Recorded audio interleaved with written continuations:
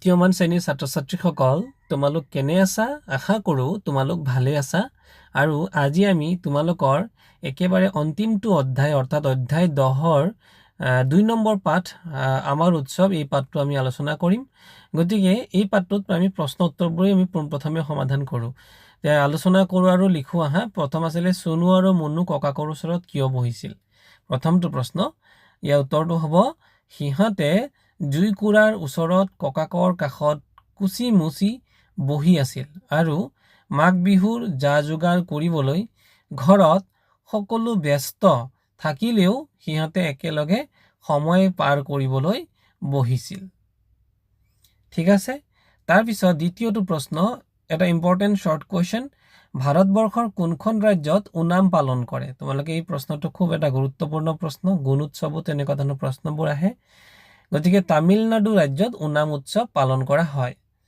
তাৰ পিছৰ প্ৰশ্নটো লহৰী কোনখন ৰাজ্যৰ প্ৰধান উৎসৱ পাঞ্জাব ৰাজ্যৰ প্ৰধান উৎসৱ হৈছে লহৰী ককাকে কিয় জুইকুৰা সামৰি ভাত খাবলৈ গৈছিল ককাকে ভাত খাবলৈ যাবৰ আগতে জুইকুৰা সামৰি থোৱাৰ বাবে 2 নম্বৰ প্ৰশ্ন অসমৰ কোন জনগোষ্ঠীয়ে কি উৎসৱ পালন কৰে লিখা গতিকে ইয়াতে কি জনগোষ্ঠীবোৰ দিয়া আছে জনগোষ্ঠী আৰু পালন কৰা উৎসৱ চোৱা ইয়াতে কাৰ্বি জনগোষ্ঠীয়ে কি উৎসৱ পালন কৰে ৰংকেৰ হয়নে ৰাভাসকলে পালন কৰা উৎসৱটো হৈছে হামজাৰ হাজং মানুহে কি উৎসৱ পালন কৰে পুষ্পা তিৱা মানুহে কি উৎসৱ পালন কৰে জোনবিল মেলা টাই মানুহে কি উৎসৱ পালন কৰে মাই ক চুমফাই তাৰপিছতে বড়ো মানুহে কি কৰে বড়ো মানুহে বাথৌ পূজা আছে আৰু ইয়াতে আচলতে মাগৌ বা দমাচি এই উৎসৱটো বড়ো তলত দিয়া অৰ্থ প্ৰকাশ কৰা শব্দবোৰ পাঠৰ পৰা বিচাৰি উলিয়াই লিখা কুচমুচ খাই আৰু কুচিমুচি কুচমুচ খাই মানে হৈছে কুচিমুচি তাৰপিছত দিছে নজনা কথা জানিবৰ ইচ্ছাটো কি বুলি কয় কৌতূহল মানুহ বাস কৰা ঠাই এইটো কয় বসতি স্থল আয়োজন কৰে মানে এইটো পালন কৰে তলৰ শব্দবোৰৰ বিপৰীত অৰ্থ বুজোৱা শব্দবোৰ পাঠৰ পৰা বিচাৰি উলিয়াই লিখা অনাদৰ বিপৰীত শব্দ হ'ব আদৰ পানী বিপৰীত শব্দ হ'ব জুই আজৰি বিপৰীত শব্দ হ'ব এইটো হ'ব লাগে ব্যস্ত তাৰপিছত আছে কি আনৰটো হ'ব নিজৰ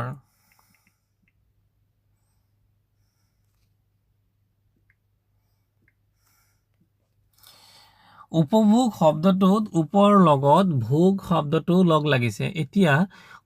ৰূপৰ পিছত বেলেগ শব্দ লগাই খালী ঠাইত লিখা আৰু শব্দটো ব্যৱহাৰ কৰি একোটা বাক্য কৰা এতিয়া চোৱা ওপৰ লগত যদি আমি নদা ইয়াতে নদী হ'ব চলতে এইটো নদা নহয় উপনদী ওপৰ লগত যদি আমি নদী শব্দটো যোগ কৰোঁ তেতিয়াহ'লে কি হৈ যাব উপনদী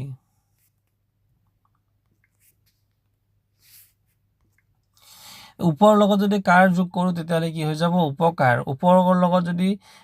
যোগী ব্যৱহাৰ কৰোঁ আচলতে এইটো যোগী হ'ব লাগে ওপৰৰ লগত যদি ব্যৱহাৰ কৰোঁ তেতিয়াহ'লে কি হ'ব উপযোগী আৰু ওপৰৰ লগত যদি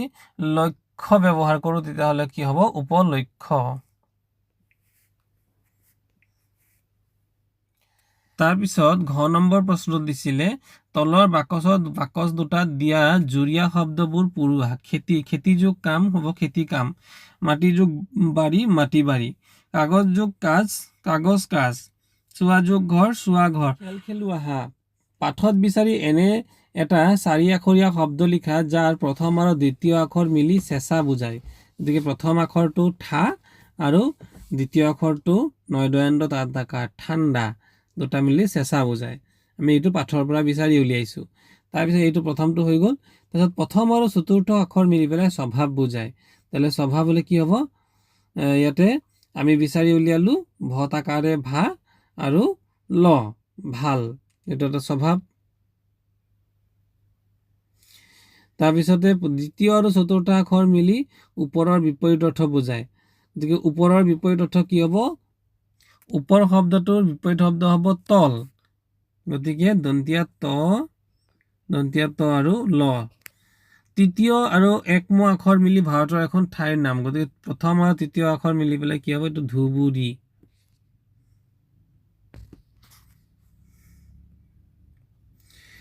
তাৰপিছত ভাবো আৰু লিখো আহা তুমি কি কি উৎসৱ পালন কৰা মই মাঘ বিহু কাতি বিহু আৰু ৰঙালী বিহু পালন কৰোঁ তাৰ লগতে আৰু বিভিন্ন ধৰণৰ উৎসৱ আছে আমি গতিকে দুৰ্গা পূজা পালন কৰোঁ নহয় জানো সেইবোৰ তোমালোকে লিখিব পাৰা দেৱালী পালন কৰোঁ তাৰপিছতে উৎসৱৰ সময়ত তুমি কি কি কৰা উৎসৱৰ সময়ত মই পিঠা পনা বনাওঁ ঘৰ পৰিষ্কাৰ কৰোঁ আৰু পৰিয়ালৰ সৈতে মিলি উৎসৱ উদযাপন কৰোঁ তাৰপিছত প্ৰশ্নটো উৎসৱ পাৰ্বণত তোমাৰ ঘৰত পৰিয়ালৰ লোকে জুইৰ সহায়ত কি কি খাদ্য ভাজে পুৰে বা ৰান্ধে তাৰ ভিতৰত কোনবোৰ খাদ্য তুমি ভাল পোৱা পৰিয়ালে পিঠা চিৰা ৰসগোল্লা বনায় নহয় জানো মই বিশেষকৈ তেল পিঠা আৰু শুকান পিঠা ভাল পাওঁ জাৰৰ দিনত জুইৰ উপৰি আন কি কি উপায়েৰে আমি ঠাণ্ডাৰ পৰা হাত সাৰিব পাৰোঁ এইটো এটা দিছে গতিকে জাৰৰ দিনত আমি জুইৰ বাহিৰে হাত মুচলি গৰম পানী পান কৰাটো মানে পান কৰা বুলি বুজাইছে কি আমি খোৱাটো গৰম পানী খোৱাটো তাৰপিছত কি দিছে জুইৰ বাহিৰে হাত মুচলি তাৰপিছত হাত মুচলি মানে হাতেৰে হাত ঘঁহি পেলাই দুখন হাত ঘঁহি দিলে সেইটো হাত মুচলি বুলি কৈছে গৰম কাপোৰ পিন্ধাটো আৰু হাত ধোৱাৰ দ্বাৰাও আমি ঠাণ্ডাৰ পৰা হাত সাৰিব পাৰোঁ ছবিখনত দেখা পোৱা উৎসৱ কেইটালৈ চোৱা আৰু কোনটো জনগোষ্ঠীয়ে পালন কৰে কোৱা ইয়াত দেখা সাজ পোছাকৰ লগত মাজত থকা মিল আৰু অমিলবোৰ দেখুওৱা ছবিত দেখা উৎসৱসমূহ হৈছে ভোগালী বিহু আমি কিতাপত যিবিলাক ছবি দেখিছোঁ এইটো ভোগালী বিহু আচলতে জনগোষ্ঠী বুলি ক'লে অসমৰ সকলো জনগোষ্ঠীয়ে ভোগালী বিহু পালন কৰে তাৰপিছত মাঘ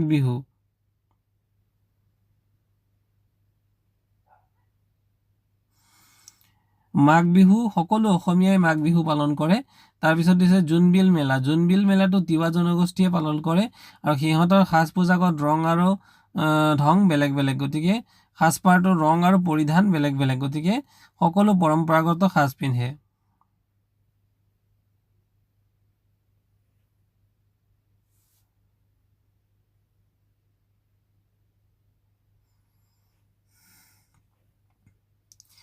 এইবাৰ চোৱা নখোৱা উৎসৱলৈ নিমন্ত্ৰণ জনাই তুমি তোমাৰ বান্ধৱীলৈ এখন চিঠি লিখা গতিকে বান্ধৱীলৈ চিঠি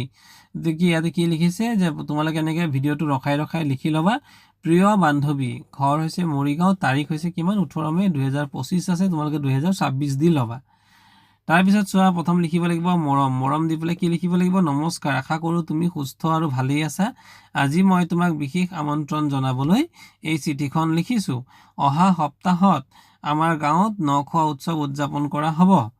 এই উৎসৱটো তাৰপিছত তললৈ এনেকৈ নি এতিয়া এই উৎসৱটো আমাৰ গাঁৱৰ এক পুৰণি পৰম্পৰা আৰু ই আমাৰ সংস্কৃতিৰ এক অংগ উৎসৱটোত বিভিন্ন ধৰণৰ লোকগীত নৃত্য আৰু বৰ্ণাঢ্য খাদ্যৰ ব্যৱস্থা থাকে লগতে গাঁওবাসীৰ মাজত মিলন আৰু আনন্দৰ পৰিৱেশ সৃষ্টি হয় এইবাৰ নখোৱা উৎসৱটো 5 আগষ্ট তাৰিখে অনুষ্ঠিত হ'ব আৰু মই বিশেষভাৱে তোমাক তোমাৰ পৰিয়ালক আমন্ত্ৰণ জনাইছোঁ তোমালোক আহিলে আমাৰ উৎসৱটো আৰু অধিক আনন্দময় হ'ব মই আপোনালোকৰ লগত উৎসৱটো ভাগ বতৰা আচলতে এইটো তোমালোকৰ লিখিব লাগিব তোমালোকৰ লগত উৎসৱটো ভাগ বতৰা কৰিবলৈ আগ্ৰহেৰে অপেক্ষা কৰিছোঁ এইটো লিখিবা দন্তীয়া ততকাৰে তু আশা কৰোঁ তুমি এই নিমন্ত্ৰণ গ্ৰহণ কৰি আহিবা তোমাৰ উত্তৰৰ অপেক্ষাত থাকিম ইতি তোমাৰ বন্ধু গতিকে তোমাৰ বন্ধু তুমি কি নাম দিব বিচাৰা তোমাৰ নাম ইয়াতে তোমাৰ নামৰ ঠাইত তোমাৰ নিজৰ নামটো ইয়াতে তোমাৰ নামটো আমি তোমাৰ নাম বুলি লিখিছোঁ তোমাৰ নাম যিয়ে নহওক তোমাৰ নামটো ইয়াতে লিখি দিবা গতিকে এনেকৈয়ে কিন্তু কি লিখিব পাৰা এটা চিঠি লিখিব পাৰা তাৰপিছত 8 নম্বৰত কেইটামান দফা পঢ়ি কেইটামান উৎসৱৰ নাম লিখিবলৈ দিছিলে গতিকে উৎসৱ কেইটাৰ নাম কি হ'ব উৎসৱ হ'ব ভোগালী বিহু মাঘ বিহু ৰংকেৰ হামজাৰ পুষ্পা জোনবিল মেলা টুচু পূজা উৎসৱ পালন কৰাৰ আগে আগে আমি কেনেদৰে সাজু হওঁ আমি ঘৰ পৰিষ্কাৰ কৰোঁ খাদ্য বনাওঁ সাজ পোজা সাজি লৈ উৎসৱ উদযাপনলৈ সাজু হওঁ এনেকৈ তোমালোকে লিখি ল'বা তাৰপিছত পাৰ হৈ যোৱা উৎসৱটোৰ বাবে তুমি কেনেদৰে প্ৰস্তুতি চলাইছিলা মই ঘৰত খাদ্য বনাইছিলোঁ পৰিয়ালৰ সৈতে মিলিত হৈ ঘৰ পৰিষ্কাৰ কৰিছিলোঁ উৎসৱ অনুষ্ঠানত অংশ লৈছিলোঁ এইখিনি তোমালোকে লিখিবা তাৰপিছত একেবাৰে শেষৰ প্ৰশ্নটো উৎসৱসমূহে সমাজত কিদৰে মিলাপ্ৰীতি বঢ়ায় উৎসৱসমূহে সকলোৰে মাজত মিলিত হৈ আনন্দ ভাগ বতৰা কৰে সংস্কৃতি আৰু পৰম্পৰা শিকায় আৰু সমাজত একতাৰ অনুভূতি বঢ়ায় গতিকে মৰমৰ ছাত্ৰ ছাত্ৰীসকল মই তোমালোকৰ প্ৰতিটো বিষয়েৰে প্ৰশ্নবোৰ এনেকৈ ভিডিঅ'বোৰত দি থাকোঁ গতিকে তোমালোকে ভিডিঅ'টো মোৰ চেনেলটো ছাবস্ক্ৰাইব কৰি থৈ দিবা আৰু যাতে তোমালোকে পোনছাতেই তোমালোকৰ সকলো বিষয়ৰ প্ৰশ্ন উত্তৰ পোৱা তোমালোকে নটিফিকেশ্যন বেলটো অল কৰি দিবা। ধন্যবাদ।